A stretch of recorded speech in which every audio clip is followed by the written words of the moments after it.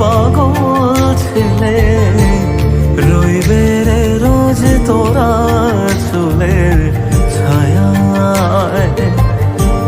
তুই নাকি মাসার বোঝনি, তোর কাছে নয় কিছুই কঠিন।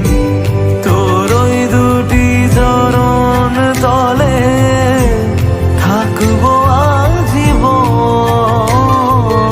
শ্যামা মা তোর চরণ ধরে থাকতে দিস রে জন।